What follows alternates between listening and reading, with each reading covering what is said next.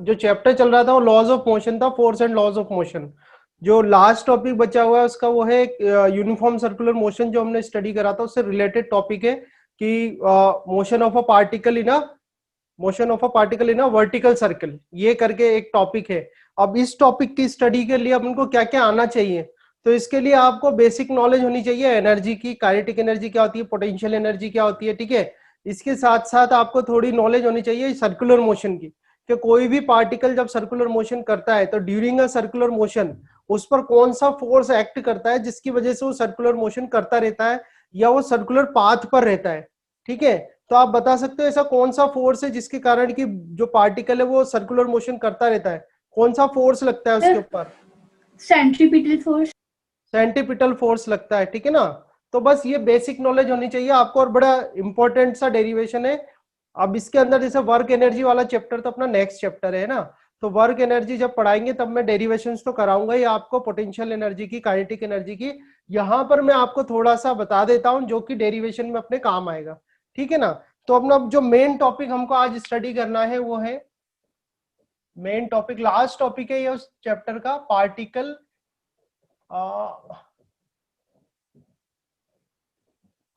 Motion of a particle, ठीक है, motion of a particle in vertical circle, ठीक है। ये है अपना motion of a particle in vertical circle, ये टॉपिक करना है हमको आज, ठीक है। अब इसके अंदर कुछ काम आएंगे फॉर्मूले, वो मैं आपको बता देता हूँ। जैसे एक फॉर्मूला है पोटेंशियल एनर्जी का, तो पोटेंशियल एनर्जी का जो फॉर्मूला होता है वो mgh होता है। थोड़े से फॉर्मूले याद कर लेना, अगला चैप्टर जो अपन स्टडी करेंगे, जो नेक्स्ट चैप्टर है अपना वर्क एनर्जी एंड पावर, उसके अंदर मैं डेरिवेशन भी आपको करा दूंगा। तो पोटेंशियल एनर्जी का जो फॉर्मूला होता है वो क्या होता है, mgh होता है, ठीक है। इसके अलावा जो काइनेटिक एनर्जी है ये भी आपको आता होगा, काइनेटिक एनर्जी का फॉर्मूला होता है हाफ mv², ठीक है। नो ने आपका 9th क्लास में आपने पढ़ा हुआ है, ठीक है। इसके अलावा एक चीज और काम आएगी, वो क्या काम आएगा आपका, एनर्जी कंजर्वेशन लॉ, जिसको बोलते हैं एनर्जी कंजर्वेशन लॉ, ठीक है। एनर्जी कंजर्वेशन लॉ सब बच्चों को याद होता है, बच्चे रट लेते हैं इसको। एनर्जी कंजर्वेशन लॉ क्या होता है, energy neither be created nor be destroyed, it can be converted into one form to another form, this is the energy conservation law, ठीक है। सबको आता है, ये अब आपने स्टडी किया हुआ है। बट आपको एक चीज और याद रखनी है कि for an isolated system the total energy always remains conserve और कांस्टेंट, ठीक है। ये स्टेटमेंट आपको यहाँ ध्यान रखना है एनर्जी कंजर्वेशन लॉ का, that for an isolated system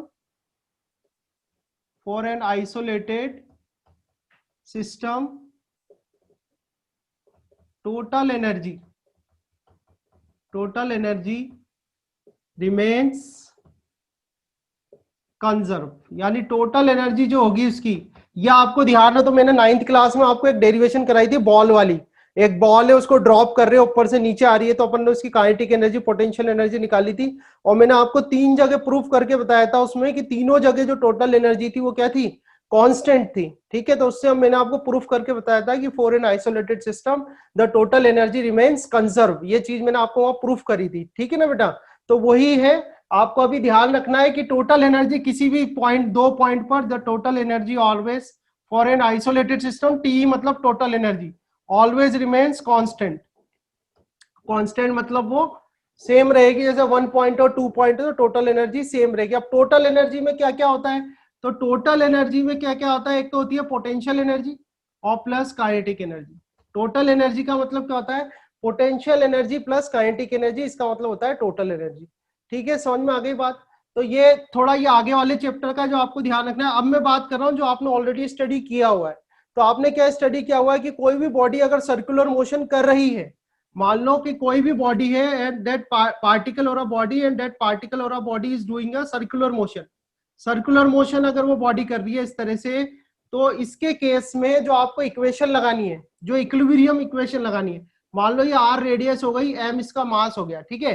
तो आपको लगाना है that net force is equal to M we square by r, या is equal to m omega square r. ये फॉर्मूला आपको ध्यान रखना है। यहां पर सबमिशन एफ एन मतलब क्या होता है, net force net force towards centre of circular path. Circular path जिसमें वो पार्टिकल मोशन कर रहा है, सर्कुलर मोशन कर रहा है, वहां उसकी तरफ जो नेट फोर्स है, वो नेट फोर्स जो होगा वो किसके बराबर होता है, mv²/r के या m⍵²r के। ये सब अपन पढ़ चुके हैं। सर्कुलर मोशन मैंने आपको डिटेल में पढ़ा रखा है, डेरिवेशंस भी करी हुई है।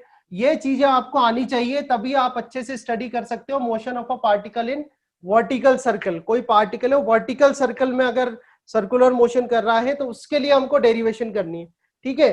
तो अभी ये जो चीजें हैं यहाँ पर मैंने जो साइड में आपको लिखी है बेटा, ये आपको अच्छे से आनी चाहिए। कुछ तो आपको ऑलरेडी आती ही होगी, जैसे कि पोटेंशियल एनर्जी का फॉर्मूला mgh होता है, काइनेटिक एनर्जी का फॉर्मूला हाफ mv² होता है, एनर्जी कंजर्वेशन लॉ का मतलब क्या होता है, for an isolated system the total energy remains conserve. जैसे कोई से भी दो पॉइंट दे रखे हैं आपको, तो दोनों पॉइंट पर आप टोटल एनर्जी को बराबर कर दो, किसके लिए, फॉर एन आइसोलेटेड सिस्टम, ये होता है एनर्जी कंजर्वेशन लॉ। इसके बाद मैंने आपको सर्कुलर मोशन ऑलरेडी पढ़ाया हुआ है कि कोई भी बॉडी अगर सर्कुलर मोशन कर रही है तो वो जब भी पॉसिबल है, it is only possible when the net force is equal to the mv²/r, यानी कि जो नेट फोर्स है वो किसके बराबर हो, सेंट्रीपिटल फोर्स के mv²/r के, ठीक है। नेट फोर्स का क्या मतलब है, नेट फोर्स का मतलब है toward centre of circular path, ठीक है। यहां तक कोई दिक्कत हो तो बताओ। इसमें नो सर, कोई दिक्कत नहीं है, समझ में आ गई ना बात, ठीक है। तो ये अब ध्यान रखना। अब अपन आते हैं मेन डेरिवेशन पे ना, आप चाहो तो लिख भी सकते हो उसमें, कोई पूछना हो आपको तो। देखो अब हम क्या करते हैं, सबसे पहले एक वर्टिकल सर्कल बनाते हैं। ये वर्टिकल सर्कल बनाया अपन ने, ठीक है। अब इस वर्टिकल सर्कल में ये तो हो गया हमारा वर्टिकल सर्कल, और ये हो गया इसका सेंटर O, ये L मतलब इसका लोअर पॉइंट, ठीक है। L मींस क्या है, लोअर पॉइंट। ध्यान से देखना, बहुत अच्छा डेरिवेशन है, इंपॉर्टेंट भी है। L मतलब लोअर पॉइंट हो गया इसका, O मतलब सेंटर हो गया, M मतलब हो गया मिडिल पॉइंट, और H मतलब हो गया हाईएस्ट पॉइंट। समझ में आया। अब मान ये हो गया रेडियस, इसकी ले लेते हैं अपन, radius of a circular path. So radius of a circular path अपन ने ले ली r, ठीक है। r क्या हो गई, radius of a circular path. और मास ऑफ अ पार्टिकल, जो पार्टिकल है आपका जो सर्कुलर मोशन कर रहा है, उसका मास ले लिया हमने स्मॉल m। r जो है मीटर में है, ये किलोग्राम में, यूनिट लिखी हुई है, ये मीटर, ये किलोग्राम, ठीक है। अब हम क्या कर, यहां तक बात समझ में आ गई। ये वर्टिकल सर्कल बनाया मैंने, वर्टिकल सर्कल हो गया। मान लो किसी टाइम पर जो आपका पार्टिकल है उसकी पोजीशन है ये, यहां पर है आपका पार्टिकल P पॉइंट पर, ठीक है। यहां से चला वो L से चला, और L से चल के कहां आ गया, P पर आ गया, ठीक है। अब ये क्या है, कि स्ट्रिंग से बंधा हुआ है, इस तरह से ये स्ट्रिंग है, इस स्ट्रिंग से बंधा हुआ है पार्टिकल, ये रहा ये पार्टिकल, ठीक है। तो अब क्या करते हैं, एक तो हम लाइन बनाते हैं इस तरह से, ये कैसी ये वाली डायरेक्शन को बोलते हैं टेंजेंशियल। क्या बोलते हैं बेटा इसको, tangential. This direction is tangential. और इसको बोलते हैं radial, this direction is radial. Along the radius होती है radial, and perpendicular to the radius होती है टेंजेंशियल, ठीक है। अब मैं कहूं कि भाई ये पता लगाओ कि ये देखो, ध्यान से समझ लेना, ये स्ट्रिंग है, और इस स्ट्रिंग से यहाँ पर m मास का पार्टिकल या कोई बॉडी है वो बंधी हुई है, ठीक है। और ड्यूरिंग अ सर्कुलर मोशन मैंने किसी रैंडम टाइम पर इसको ले लिया यहाँ पर P पॉइंट पर, ठीक है ना, बात समझ में आई। तो अगर मैं बात करूं कि इस पे सबसे पहला फोर्स कौन सा लगेगा, तो टाइप करके बता दो बेटा, एक बार टाइप करके लिख दो, सबसे पहला फोर्स कौन सा लिखूंगा मैं इसके ऊपर। बहुत इंपॉर्टेंट डेरिवेशन है, अगर आप कोई अच्छे क्वेश्चन करना चाहते हो 11th के हिसाब से तो कोई दिक्कत है नहीं आपको, वैसे अगर कुछ अच्छा करना चाहते हो तो काफी अच्छी डेरिवेशन है। तो सबसे पहले इस पे लगेगा mg। क्या लगेगा बेटा इस पे, mg। और मान लो ये कितना एंगल कवर करा इसने, थीटा। एंगल कितना कवर करा इसने, थीटा। सबसे पहले क्या लगेगा, इसका वेट लगेगा नीचे mg, तो mg इसका वेट हो गया। और इस mg वेट की वजह से ये जो स्ट्रिंग है, इस स्ट्रिंग के अंदर क्या आएगी, टेंशन। तो टेंशन कितनी हो गई, T। समझ में आ रही है बात। सबसे पहले मैंने क्या करा है, mg तो इसका वेट हो गया नीचे, mg तो वेट हो गया, और इस mg वेट के कारण इस स्ट्रिंग के अंदर क्या आई, टेंशन आई। टेंशन कितनी हो गई, T हो गई, ठीक है। अब मैं क्या करूंगा, इस mg के कंपोनेंट बनाऊंगा। इस mg के अपन क्या करेंगे, कंपोनेंट बनाएंगे विद द रेडियल डायरेक्शन। यानी एक तो रेडियल डायरेक्शन में और एक टेंजेंशियल डायरेक्शन में, ठीक है ना। तो देखो ये एंगल थीटा है तो ये एंगल भी कितना होगा, थीटा होगा, कोई दिक्कत नहीं है, ठीक है। अच्छा विद द एंगल मैंने आपको सिखा रखा है, विद द एंगल जो कंपोनेंट होता है वो कौन सा होता है, कॉस थीटा होता है, पता है आप लोगों को, आई थिंक दिक्कत नहीं होनी चाहिए। ये आ गया आपका mg कॉस थीटा, कोई प्रॉब्लम नहीं है। दूसरा जो होता है एंगल से दूर वाला वो क्या होता है, साइन थीटा, तो ये क्या आ जाएगा आपका mg साइन थीटा आ जाएगा। आई थिंक कोई दिक्कत नहीं होनी चाहिए आपको, कोई दिक्कत है, क्लियर है एकदम। क्या करा, mg नीचे लग रहा था, ये एंगल थीटा था, मैंने इसके दो कंपोनेंट बना दिए। क्यों बनाए, जब आप रेक्टिलिनियर मोशन पढ़ रहे थे तो आप कंपोनेंट कैसे बनाते थे, एक्स डायरेक्शन में, वाई डायरेक्शन में। जब रेक्टिलिनियर मोशन पढ़ रहे थे तो हम एक्स एक्सिस और वाई एक्सिस पे कंपोनेंट बना लेते थे। जब आप सर्कुलर मोशन पढ़ोगे तो सर्कुलर मोशन में जो आपको कंपोनेंट बनाने हैं वो कंपोनेंट आपको कैसे बनाने, रेडियल डायरेक्शन में और टेंजेंशियल डायरेक्शन में। क्यों बनाने, क्योंकि रेडियल डायरेक्शन से ही आपको ये मिलेगा सब्मिशन ऑफ एफएन। सब्मिशन ऑफ एफएन क्या है, net force towards centre of circular path. समझ में आ रही है बात, तो यहां तक आया समझ में, क्लियर है, अगर आ रहा है तो यस कर दिया ना, ठीक है, यहां तक आई बात समझ में। अब मान लो कि जब ये इतना राइज हुआ यहां आ गया, ठीक है, मान लो ये h हाइट से राइज हुआ, जो हाइट है इसकी यहाँ पर कितनी है, h, ज्यादा छोटा तो नहीं हो रहा, जो कितनी हाइट से राइज हुआ है ये h हाइट से, यहां से यहां तक आ गया। तो देखो आपने इसको O करा, इसको L P, इसको A कर देता हूं मैं, ठीक है। तो बची हुई हाइट यहां से यहां तक की जो बची हुई हाइट है वो कितनी हो जाएगी, बची हुई हाइट हो जाएगी आपकी r माइनस एच, क्योंकि ये पूरा O से लेके L तक तो r है। जब ये P पॉइंट पर पहुंचा तो P पॉइंट पे मान लो कितनी हाइट राइज कर ली उसने, h हाइट राइज कर ली, तो ये बची हुई कितनी हुई, r माइनस एच, ठीक है। तो सबसे पहला सबसे इंपॉर्टेंट मैं आपको टाइम दे रहा हूं, आप कुछ भी पूछ सकते हो बोर्ड पे जो कुछ है अभी हाल, क्योंकि इसके बाद तो डेरिवेशन है वो अभी देखते जाना आप, हो जाएगा, समझ में आ जाएगा। यहां से आपको कुछ पूछना है, कुछ रिपीट करना है तो बता सकते हो। करना क्या है अपन को, इसके अंदर क्या क्या इंपॉर्टेंट डेरिवेशन आएगी इसके अंदर, एक तो ये आएगा कि लोअर पॉइंट और हायर पॉइंट पर टेंशन निकालनी है आपको, टेंशन का डिफरेंस, कि लोअर पॉइंट पे कितनी टेंशन होगी और हायर पॉइंट पे कितनी टेंशन होगी, एक तो ये निकालना है आपको।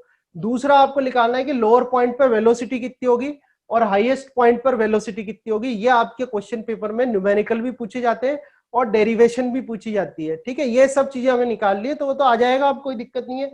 इससे रिलेटेड कुछ पूछना हो अभी जो बोर्ड पे है, कंपोनेंट जो मैंने बनाए हैं, repeat radial and tangential concept once again, okay wait, इसके अलावा किसी को कुछ भी, इसके अलावा कुछ, ठीक है। डायग्राम से रिलेटेड कॉन्सेप्ट में बता दूंगा रेडियल और इसके, डायग्राम से रिलेटेड किसी बच्चे को कुछ पूछना है, डायग्राम समझ में आ गया तो ओके कर दो एक बार। डायग्राम के लिए अगर डायग्राम कंपोनेंट बनाना समझ में आ गया तो ओके कर दो, ठीक है। चलो आगे बढ़ते हैं, थोड़ी सी बड़ी डेरिवेशन है। अच्छा रेडियल, ये बात कर रहे हैं, नैना पूछ रही है कि सर रेडियल और टेंजेंशियल का क्या मतलब होता है, तो रेडियल मतलब with the radius, along the radius, ये देखो अलोंग द रेडियस, ठीक है, ये है अलोंग द रेडियस। और टेंजेंशियल मतलब इससे परपेंडिकुलर, है ना। अब देखो मैं क्या करता हूं, हम यहां अप्लाई करते हैं, अप्लाई, ध्यान से देखना, अप्लाई एनर्जी कंजर्वेशन लॉ, ठीक है, at points L and P, L और P पर हमें एनर्जी कंजर्वेशन लॉ लगा रहे हैं, ठीक है। इसमें ये ध्यान रखना, मैंने ये माना हुआ है let U is equal to velocity at point L, U तो यहां पर वेलोसिटी है, L पॉइंट पर कितनी वेलोसिटी है U, और V इज इक्वल टू मैं ले रहा हूं velocity at point P, P point पर कितनी वेलोसिटी है V, L पॉइंट पर कितनी वेलोसिटी है U। मैं कौन सा लॉ लगा रहा हूं, एनर्जी कंजर्वेशन लॉ। तो एनर्जी कंजर्वेशन लॉ क्या बोलता है, the total energy remains conserve for an isolated system. तो मैं ये लिखूंगा भाई यहां पर कि भाई total energy at L is equal to total energy at P, यही लिखा जाएगा।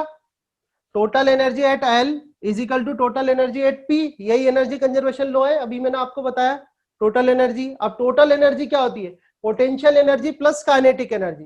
तो आप देखो potential energy at L plus kinetic energy at L is equal to potential energy at P plus kinetic energy at P.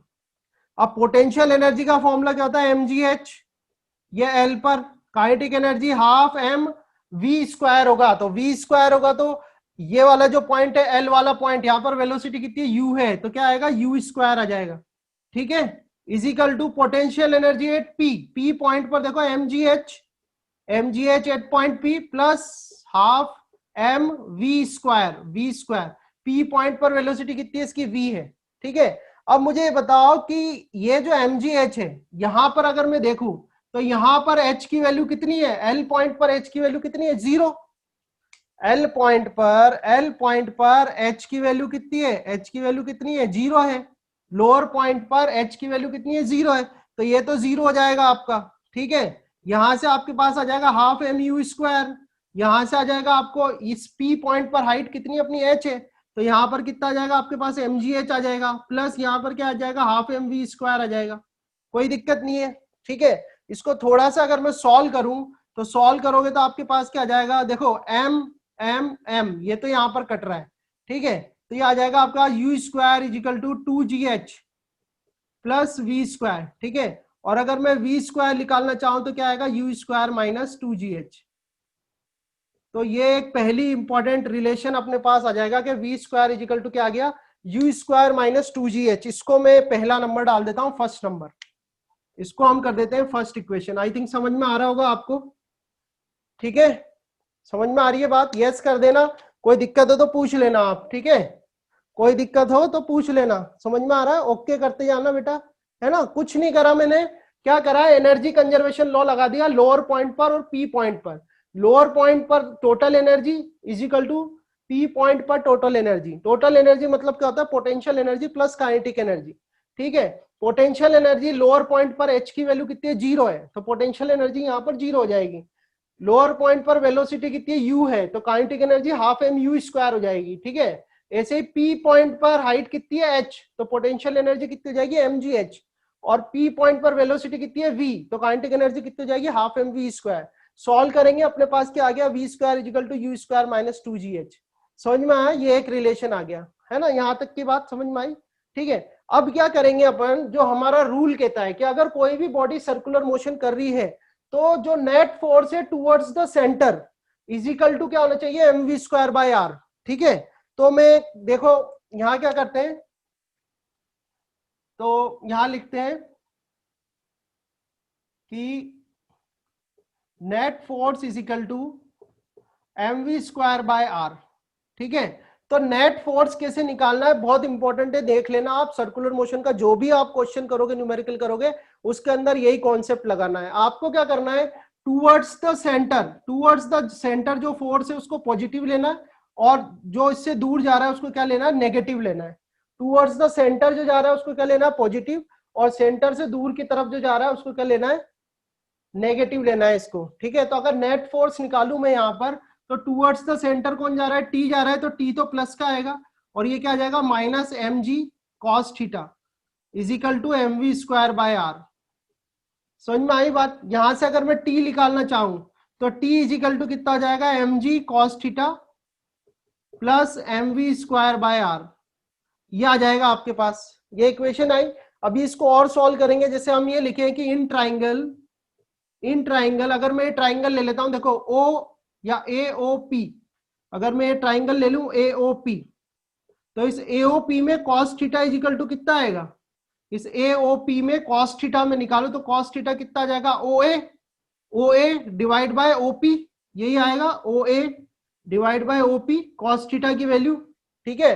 अब ओ ए कितना है आपका, ओ ए की वैल्यू कितनी है, आर माइनस एच, ओ ए की वैल्यू कितनी है आपके पास, आर माइनस एच, तो आप करोगे आर माइनस एच, और ऐसे ही ओ पी की वैल्यू कितनी है, आर, तो R minus H divide by R, यह आपको क्या मिला, कॉस थीटा। अब इस कॉस थीटा को अपन कहाँ रख देंगे, इस वाली इक्वेशन में रखेंगे, फिर एक फॉर्मूला आएगा, उस फॉर्मूले से तीन चीजें निकालनी है अपन को। तीन क्या क्या निकालना है, लोअर पॉइंट और हाईएस्ट पॉइंट पे जो टेंशन है उनका सब्ट्रैक्शन करना है, क्या डिफरेंस है उनका, फिर हमको निकालना है कि हाईएस्ट पॉइंट पर वेलोसिटी कितनी है, फिर हमें निकालना है लोएस्ट पॉइंट पर वेलोसिटी कितनी होनी चाहिए, ठीक है। ये तीन चीजें हमें निकालनी है इस डेरिवेशन में।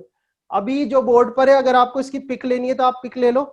ये वाला पार्ट मैं इरेज करूंगा, ये वाला, इस पार्ट को मैं इरेज करूंगा, ठीक है। इसके अलावा आपको कुछ भी, इसके अलावा कुछ भी आपको पूछना आप पूछ सकते हो, ठीक है। Anything if you want to ask you can ask. और ये पार्ट मैं इरेज करूंगा, आपको पिक लेनी है इसकी तो पिक ले लो, ठीक है। और जैसे ही हो जाता है डन लिख देना, ताकि अपन आगे बढ़े, रुके नहीं रहे। जैसे ही समझ में आ जाएगा या नोट हो गया, पिक ले ली तो डन बोल दो एक बार, आगे बढ़े।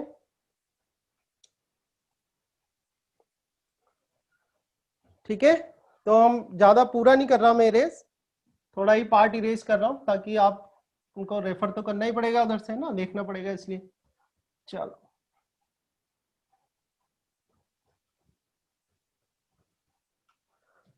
ठीक है, तो देखो कंटिन्यू रखते हैं इसको। अब हम क्या करते हैं, ये वैल्यू कॉस थीटा की यहाँ रख देते हैं इसमें, ठीक है। कॉस थीटा आपने यहाँ से निकाल ही लिया है ना, तो रखो देखो। तो t इजिकल टू कितना आ जाएगा आपके पास, t is equal to M we square by are, ठीक है, M we square by R plus M G cos theta. Cos theta कितना है आपका, R minus H divide by are, ठीक है।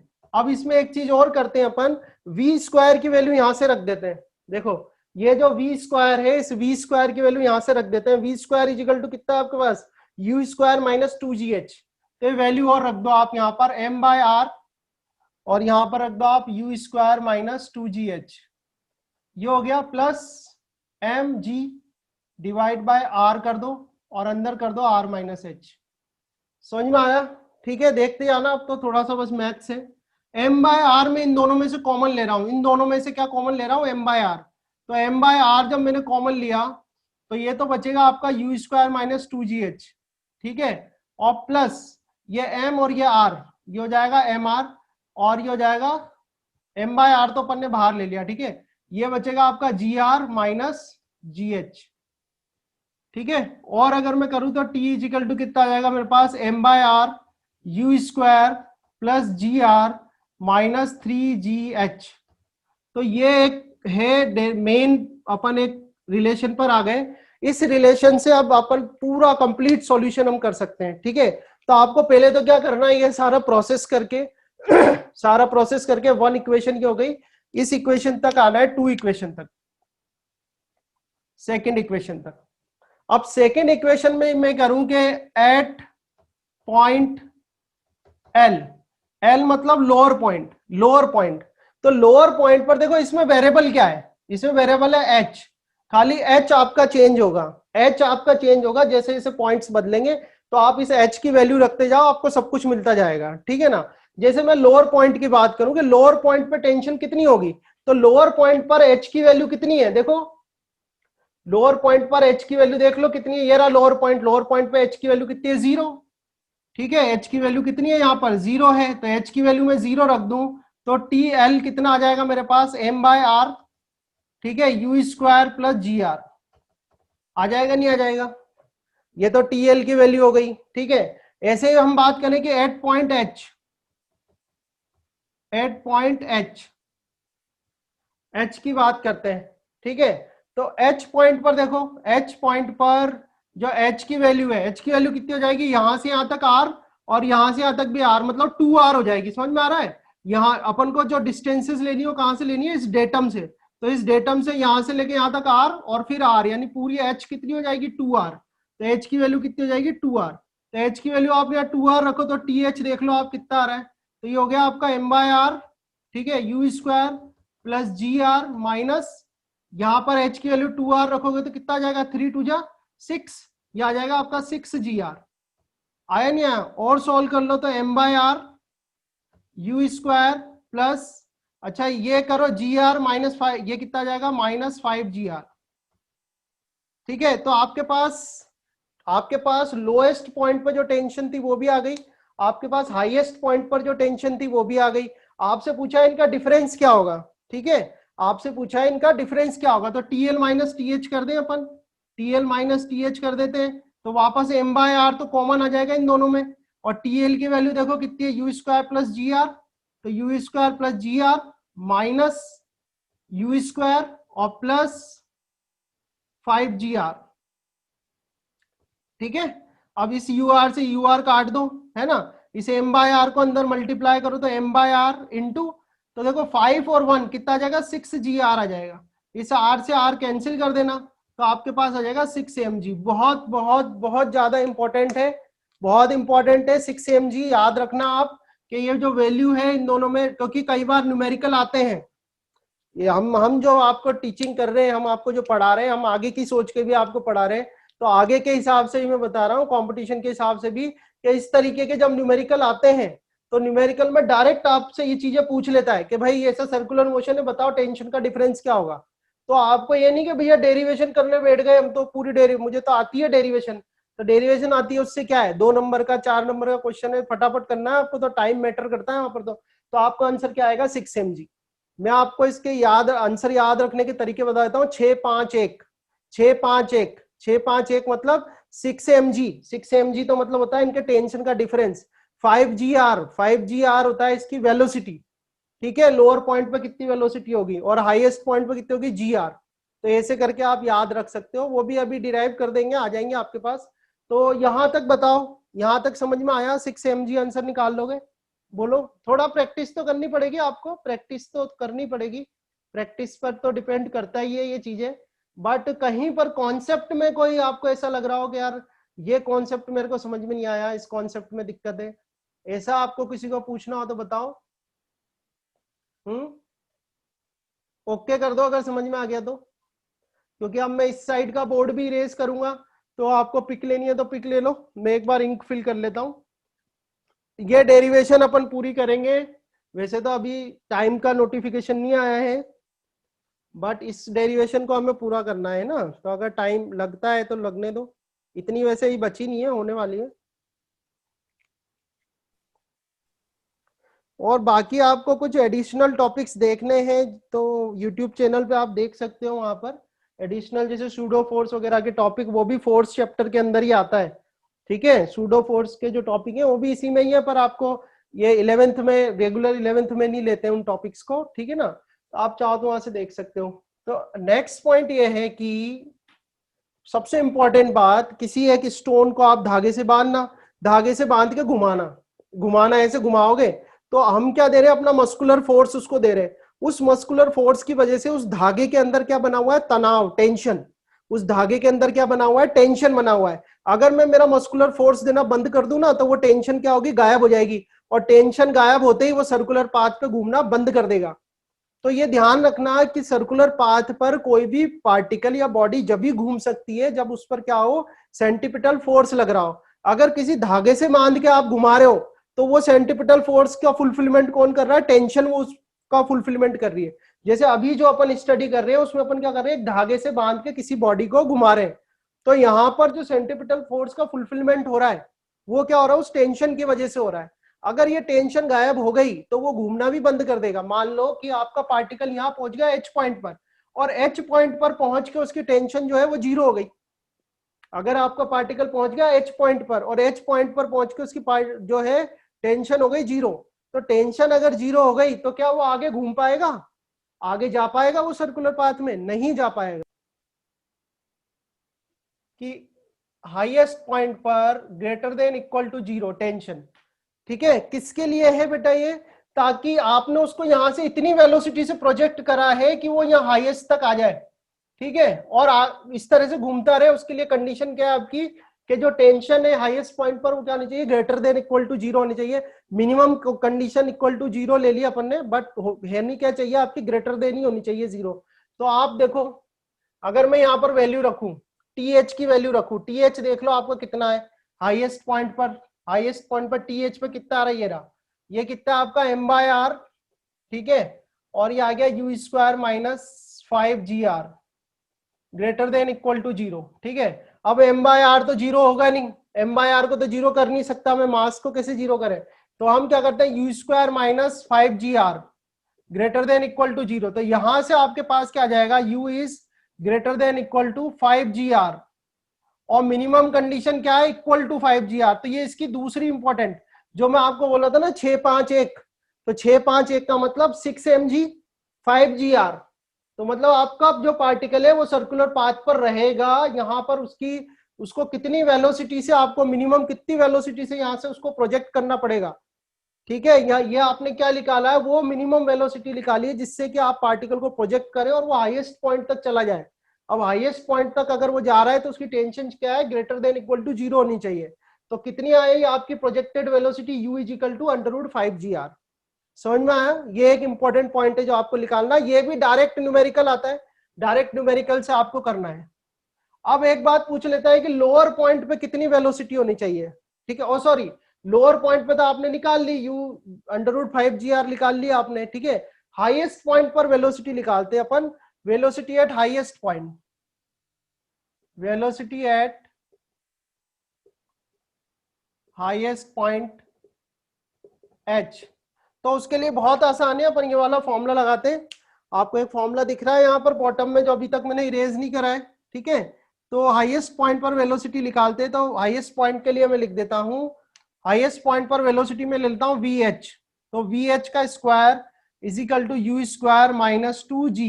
अच्छा, हाईएस्ट पॉइंट पर h की वैल्यू कितनी हो जाएगी, 2r हो जाएगी, हो जाएगी नहीं हो जाएगी? हाईएस्ट पॉइंट पर जो h की वैल्यू है, h की वैल्यू कितनी हो जाएगी, 2r हो जाएगी। तो यहां पर मैं रख देता हूं 2r। तो 2r रखेंगे तो क्या आएगा, u स्क्वायर माइनस 4gr आ जाएगा, ठीक है। अब u की मिनिमम वैल्यू यहां से देख लो आप, u इजिकल टू कितना, u स्क्वायर इजिकल टू कितना, 5gr है। तो ये आ जाएगा 5gr माइनस 4gr। तो ये कितना आ गया आपके पास, gr। तो यहां से हाईएस्ट पॉइंट पर जो वेलोसिटी आएगी आपकी क्या आएगी, √gr।